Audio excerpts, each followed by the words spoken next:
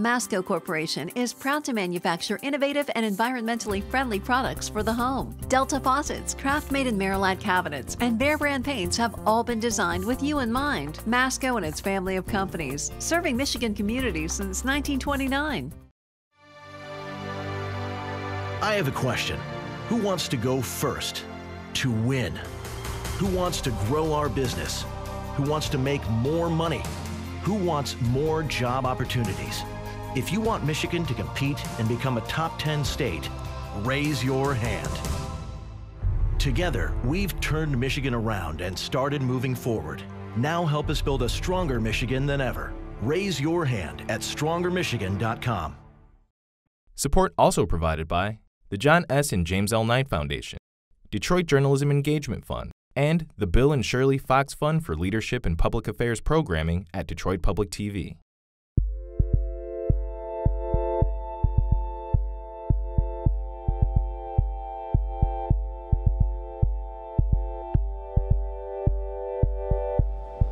Hi there, and welcome to One Detroit. I'm Christy McDonald. It's our first show, and we're on the road at Common here on Cass on the campus of Wayne State University in Detroit. We're starting something new at Detroit Public Television. More in-depth reporting, more stories, and more analysis on the issues that matter to all of us. Here's a look at what we're all about.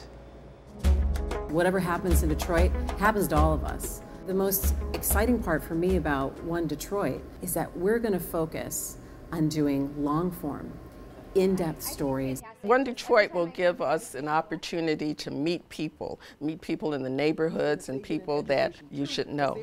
There's a lot of interesting stories in this community that should be told, a lot of interesting people that should be spotlighted. It's a type of journalism that we see a lot at the national level, but we don't get to see too much of locally, this kind of short-form documentary. People are tired, they're scared, they're upset, they don't know where to go and what to do. Housing, the environment, education, and giving more people a voice. We need to do more of those kind of stories that make people think, and we need to report on the solutions. Our job isn't just to get the story. Our job is to build relationships that help us get to the facts of the matter. Local news peddles in human tragedy, and that's something I don't need in my head. I just want to know what's going on with the average person and how it affects me. People will spend the time watching if the stories matter to them, and I think that's what we're doing. One Detroit is not always about making the stories I want to see. It's about reporting what's actually going on around us, in Detroit and the whole region. And there aren't a lot of places where you're taking the time to be able to really concentrate on substance. I see One Detroit as a real evolution of that concept to an even broader vision.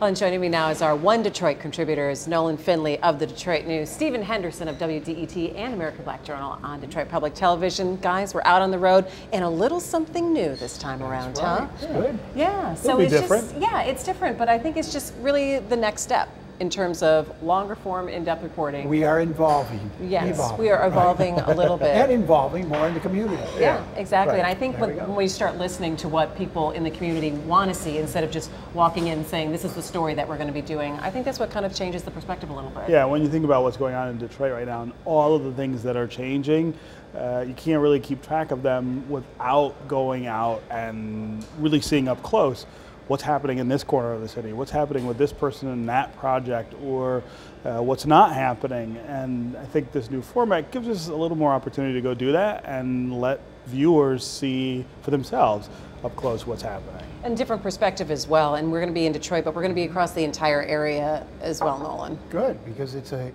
a big region. I mean, this is not any longer clear dividing lines between city and suburbs. I think everybody is now more or less in this together, and there are stories to be told everywhere.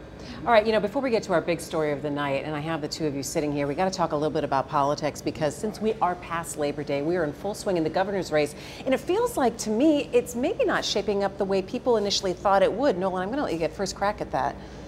It's starting off differently than I expected. I thought this would be a neck-and-neck dogfight from start to finish. The polls are indicating that Gretchen Whitmer starts this fall campaign with a pretty good lead over the Attorney General, Bill Schuette.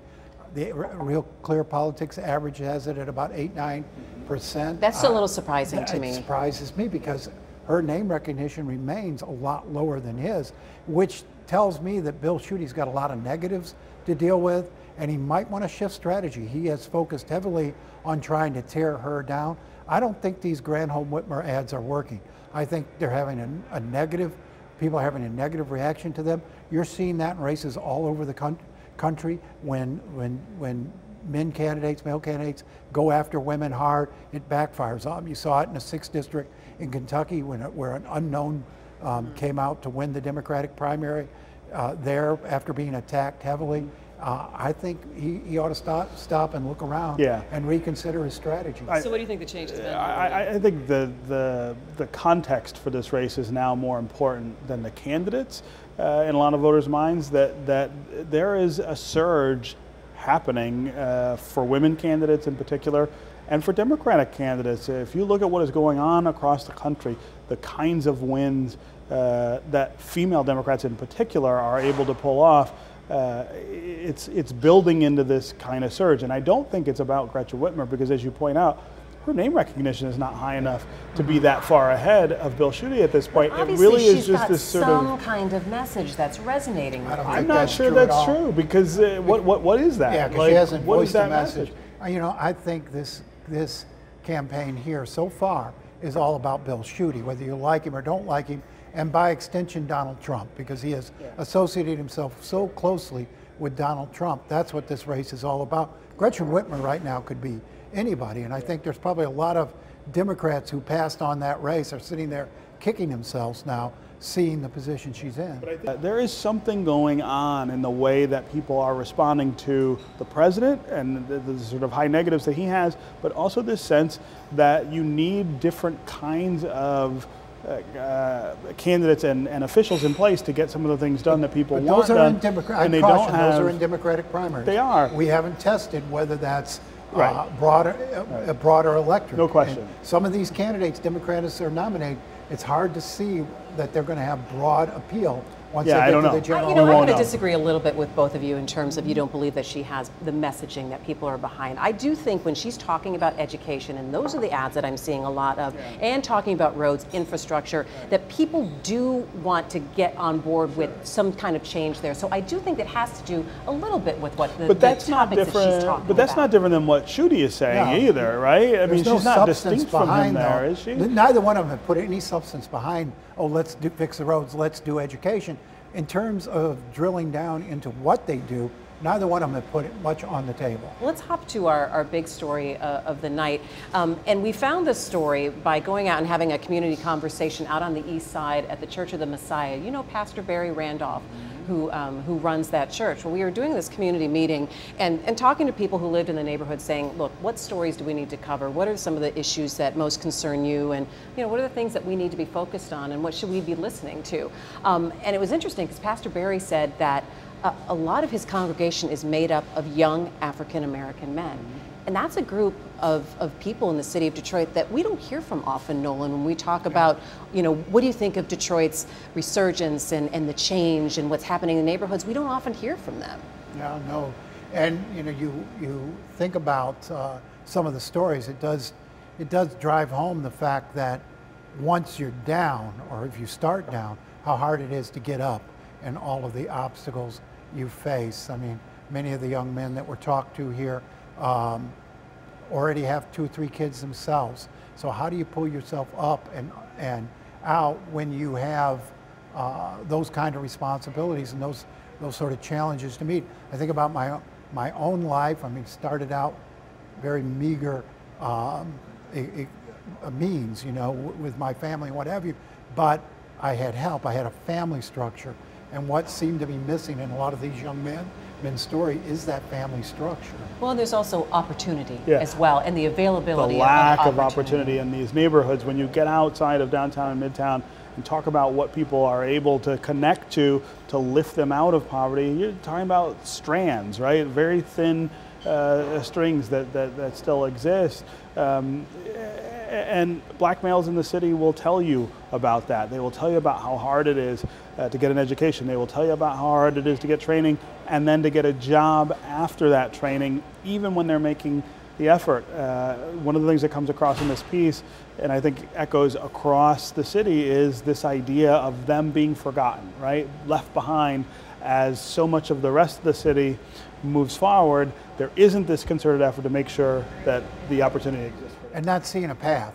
Right. I mean, it's seeing a path, and I think what's also interesting is you hear from some of these young men talking about, you know, the day-to-day, and everyone can fight about politics down at City Hall or even up in Lansing or even in Washington, but still I'm faced with what my daily life is and where am I going to seek the help. Just trying to survive. And where am I going to find that help? So Pastor Barry was good enough to ask some of these young men, hey, do you want to sit down and do you want to talk about your stories? Do you want to share what's happened in your life? And we really appreciate the opportunity to be able to do that and to listen to hear what they have to say. So our One Detroit producer, Will Glover, went out to the Church of the Messiah and he sat down with some young men and heard what they had to say. Take a look.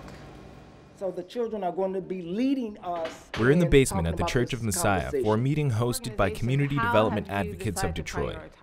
One group was noticeably absent, the young men that make up 60% of Pastor Barry's congregation. We have a lot of young black men in this church, a lot of young ones. On purpose, they are not in this room. They don't want to have a conversation with adults per se. They want to have their conversation among themselves because they always feel as though that somebody will attack them. Somebody will criticize them for having an opinion, and they don't want to do the back and forth. They want to get to the issues. They want to be part of the solutionaries, but they want to be heard and respected and validated for what it is they believe and how they feel without judgment. We went back to Pastor Barry, who assured the cautious young men that they wouldn't be judged and could trust us with their story, with their voices. You're doing stuff, you know, you trying to do the right thing and bad stuff still happening, you know. Like, it'd be the equivalent of standing at, like, the bottom of a mountain and everything you needed was at the top. You can't stay down here, and it's going to be hard as hell getting up there, but you got to do it. I've never stayed in the house for a whole year, my whole life. Months, and then I'm moving with somebody else. I have no more grandmothers. They're gone. I have nowhere to go. My mom and dad, they're still together. They just got the kids taken. I can't do nothing about it. Now I have 2 kids. I'm trying to figure out what I can do. He's the only one that's been blessing me and helping me, and Pastor Barry. I don't have nothing. I'm just, I don't know. I'm very, very stressed out. Like, I can be flipping some chicken, you know, working. Then you see that everybody in the lobby just run outside. Then you go like, what's going on? You see somebody just get shot up at the gas station. And it was the only reason I'm working there because that's the only job I could find. And it was like, you know, ain't really no jobs in the city. So of course it's gonna be a job in like the roughest place. So, you know, I'm sticking it through there, but at the same time I see so much stuff that is changing my character and changing like my view of the world. But it's clear these young men are acutely aware of their position in society. It's essential to navigating the realities of their daily lives. Me personally, I don't really speak on what happens in the neighborhood, what happens in politics, school, or anything, or religion, because at the end of the day, what does it really have to do with me if y'all still not putting no real food in my mouth, no real job, no money in my pockets? I still got to get out here and strive and slave and do whatever I got to do to make my next dollar, no matter if it's something legal or illegal, and that's sad. The leaders, they're too out of touch. They don't really understand the real issues, and they're not proximate to the problems that people are really dealing with. And a lot of leaders don't want to be. And if you're not close to the problem, if you're not proximate to the issue that's going on, you're not really in a position to be able to change it or to really help and understand. After our talk at the Church of Messiah, we spent a day with 24-year-old Dwight Rosten. Today, he's making deliveries for Nikki's Ginger Tea, a company started in the basement of the Church of Messiah.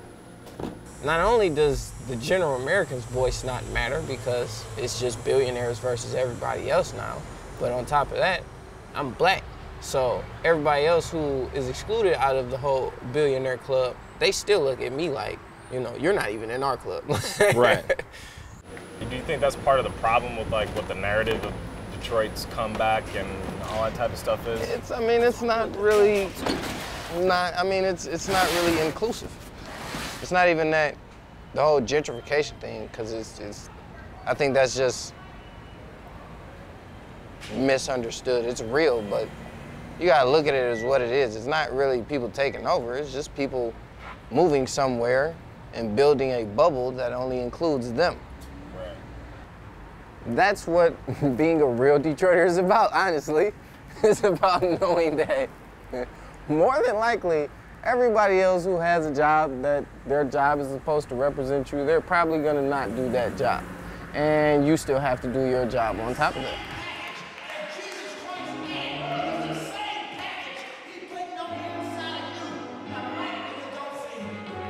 You said you have 3 daughters? So how do you feel when you're thinking about their future in the city? What do you hope for? What are you afraid of? I definitely hope that they grow up in a place where opportunity is just abundant, because me just experiencing what I experienced growing up and just trying to get jobs, trying to find resources to do things that you're interested in, trying to find programs, anything like that. It's always just extremely scarce, or it's a financial issue. I never want them to not chase a dream or to not, go for a goal or something like that because it's too expensive or because it's just not available.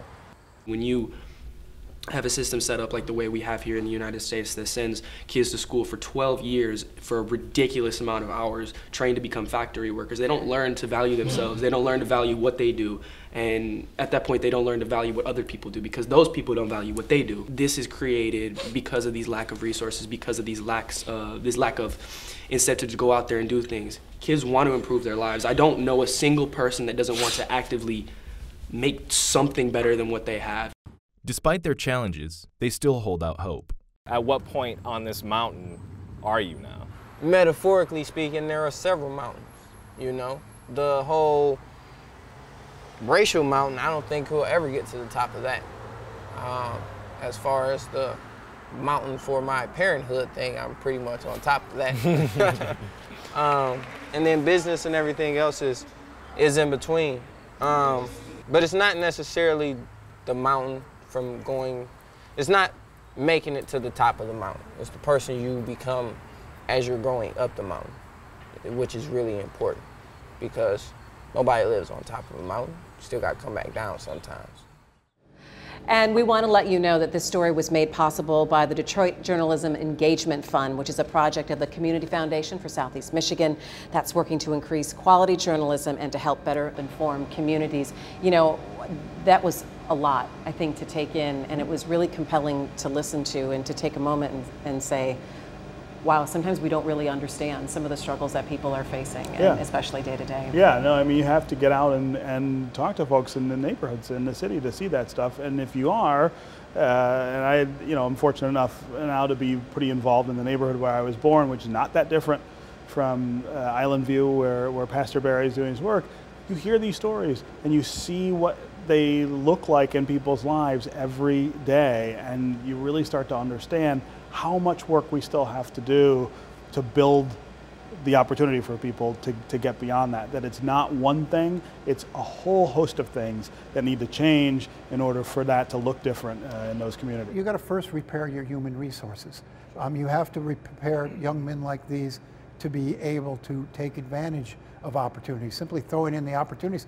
I mean, we've got $10 billion in construction work going on in this city right now. There's plenty of opportunity. We've got to make sure people are the prepared folks who are here can exploit that opportunity, and that's been the disconnect. Yeah, well, we want to thank Pastor Barry and the young men at the Church of the Messiah for sitting down and trusting us to be able to articulate how they feel about the future and what their place is in the city of Detroit. All right, and finally tonight, I kind of want to wrap up with someone you should know. Have you both met Monique Stanton? She's the CEO of CARE of Southeast Michigan. Have you met her before, No, Nolan? I haven't. She's really interesting. I met her a couple of years ago when she got a leadership award. You remember you and I both emceed that event? Did. Yeah. And she's really passionate about linking people up to services that they so desperately need, especially when it comes to addiction treatment. Yeah, opioids in Macomb County, huge issue statewide, but especially in that county. And what's really interesting is she's driven, the work that she does, it drives her every day because of an experience that she had as a young person growing up. Take a look. Monique Stanton is someone that you should know. Okay, so I'll scooch over. Perfect. Okay, All right, great. good. Thanks, Thank Mary you. Jo. Monique Stanton heads up CARE of Southeast Michigan, headquartered in Fraser in Macomb County, steering a staff of 100, focusing on some of the toughest and personal struggles people face and connecting them to the help they need.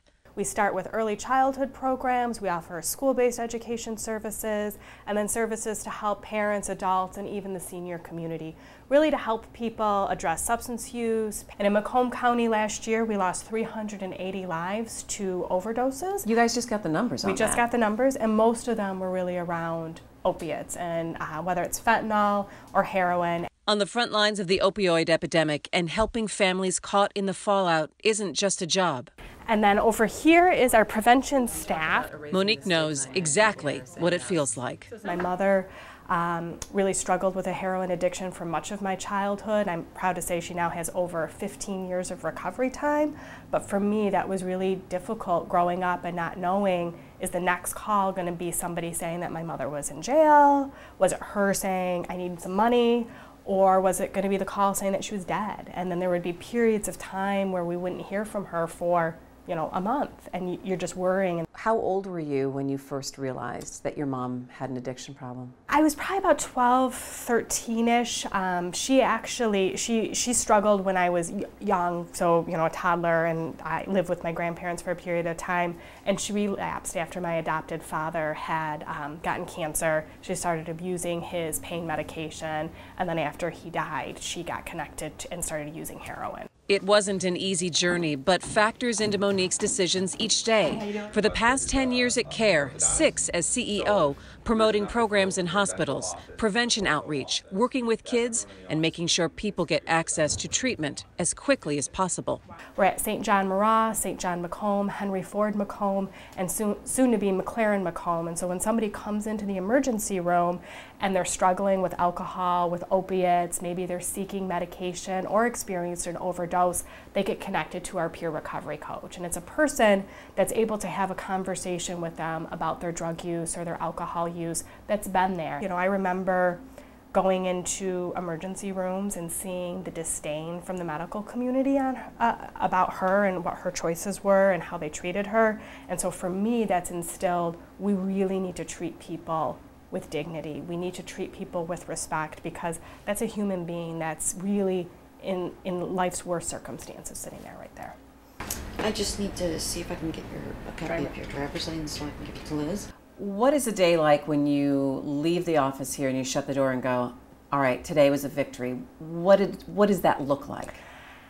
Sometimes it's hearing about a person that's come into services maybe multiple times, and they're finally making it, and they're finally graduating for a new program, or being able to get their kids returned because their kids were in their child welfare system, or hearing some of the stories about people that maybe have come into services and they're finally doing well.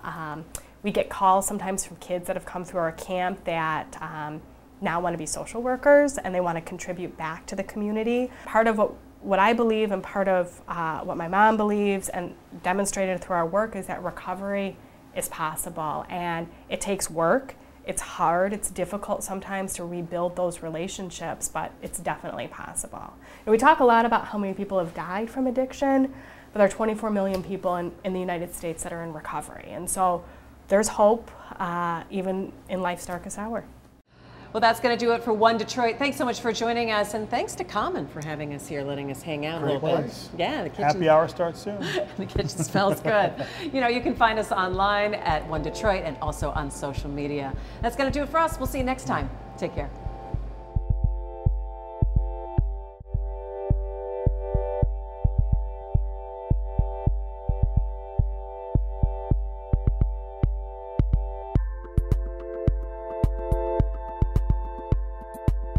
Masco Corporation is proud to manufacture innovative and environmentally friendly products for the home. Delta faucets, craft-made in Merillat cabinets, and Behr brand paints have all been designed with you in mind. Masco and its family of companies, serving Michigan communities since 1929. I have a question. Who wants to go first? To win? Who wants to grow our business? Who wants to make more money? Who wants more job opportunities? If you want Michigan to compete and become a top 10 state, raise your hand. Together, we've turned Michigan around and started moving forward. Now help us build a stronger Michigan than ever. Raise your hand at strongermichigan.com. Support also provided by the John S. and James L. Knight Foundation, Detroit Journalism Engagement Fund, and the Bill and Shirley Fox Fund for Leadership and Public Affairs Programming at Detroit Public TV.